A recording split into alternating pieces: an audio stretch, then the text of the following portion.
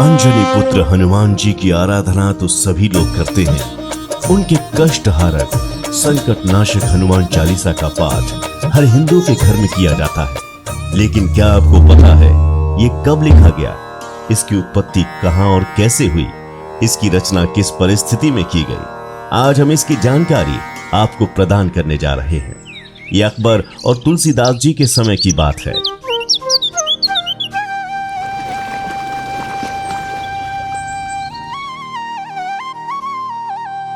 अब शाम ढलने को आई। रात को यहीं कहीं विश्राम कर सवेरे मथुरा के लिए निकलना ठीक रहेगा। अरे भाई देखो, आज हमारे गांव में तुलसीदास जी पधारे हैं। मैंने स्वयं उन्हें वृक्ष के नीचे विश्राम करते देखा है। चलो उनसे मिलकर आते हैं। जैसे ही लोगों को पता चला कि तुलसीदास जी आगरा में पधारे हैं, तो ये सुनकर उनके दर्शन के लिए लोगों का तांता लग गया। जब ये बात बादशाह अकबर को पता चली, तो उन्होंने बीरबल को अपने पास बुलाया।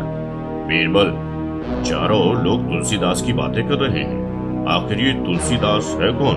बादशाह, आप जिनके बारे में पूछ रहे हैं वो महान राम भक्त हैं। तुलसीदास जी ने रामचरितमानस की रचना की है। मैं भी उनके दर्शन करके आया हूँ। जब तुम इसके दर्शन करने के लिए गए थे तो जरूर कुछ खासियत होगी उनमें। अब तो मेरे दिल में भी उनसे मिलने की ख्वाहिश जाग गई है। मैं भी उनसे मिलना चाहता हूँ। जाओ तुलसीदास को कहो मैंने उन्हें बुलाया है। बादशाह अकबर ने उसी समय अपने सिपाहियों की एक टुकड़ी तुलसीदास जी के पास भेजी और तुलसीदास जी को बादशाह का पैगाम सुनाया और बोले, तुलसीदास जी, बादशाह अकबर ने आपको याद किया है, इसलिए कल सवेरे आप लाल किले में हाजिर हों।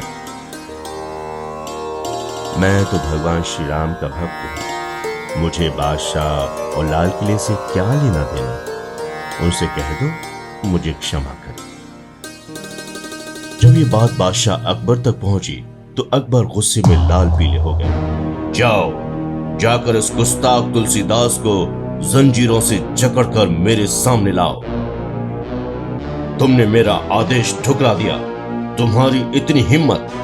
अब कहो कैदी बनकर तुम्हें कैसा लग रहा है? मुझे इसका कोई दुख नहीं। जो हुआ भगवान राम की कृपा से हुआ। आगे भी जो होगा उन्हीं की कृपा से होगा। ओह, तुमको बेहद घमंड है अपनी राम भक्ति पर। यदि सचमुच तुम्हारी भक्ति में इतनी शक्ति है तो कोई करिश्मा करके दिखाओ और अपने आप को आजाद कर लो। लोग मेरे बारे में जो समझते हैं उनकी श्रद्धा है, पर मैं तो अपने आप को सिर्फ भगवान श्री राम जी का एक छोटा सा भक्त मानता हूं।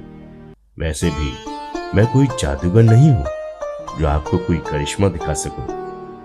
सैनिक, इसको इसी तरह जंजीरों से जकड़कर काल कोठरी में डाल दिया जाए। सैनिकों ने उन्हें कारागार में डाल दिया। तुलसीदास जी दुखी हो गए, परंतु प्रभु की कृपा मानकर उन्होंने इसे भी स्वीकार किया। दूसरे दिन भोर होते ही अचानक सैनिकों को कुछ अजीब सी आवाज सुनाई पड़ी। जब उन्होंने नजरें उठाई तो आश्चर्य से उनकी आंखें फट गईं। आगरा के लाल किले पर लाखों बंदरों ने एक साथ हमला कर दिया। जिधर देखो उधर बंदर वो सैनिकों को नोचने घसीटने लगे। सारे सैनिक भागने लगे। बंदरों ने पूरा किला तहस नहस कर डाला। लाल किले में त्राही त्राही मच गई। तब सैनिक भागते हुए बादशाह के पास गए। सारा माजरा सुन अकबर ने बीरबल को बुलाया। बीरबल, ये क्या हो रहा है? इतने सारे बंदर एक साथ आए कहां से? हुजूर, आप करिश्मा देखना चाहते थे ना, तो देखिए, प्रभु राम ने अपने सेवक को बचाने के लिए हनुमान जी की सेना भेज दी है। अकबर को अपनी भूल का एहसास हुआ। उसने तुरंत तुलसीदास जी को काल कोठरी से निकलवाया, उसकी जंजीरें खोल दी। अकबर ने तुलसीदास जी को अपने पास बुलाया। आखिर आपने ऐसा क्या किया जो बंदरों ने यहां हमला बोल दिया? मुझे बिना अपराध की सजा मिली। मैंने काल कोठरी में भगवान श्री राम और हनुमान जी का स्मरण किया। मैं रोता जा रहा था और रोते रोते मेरे हाथ अपने आप कुछ लिख रहे थे।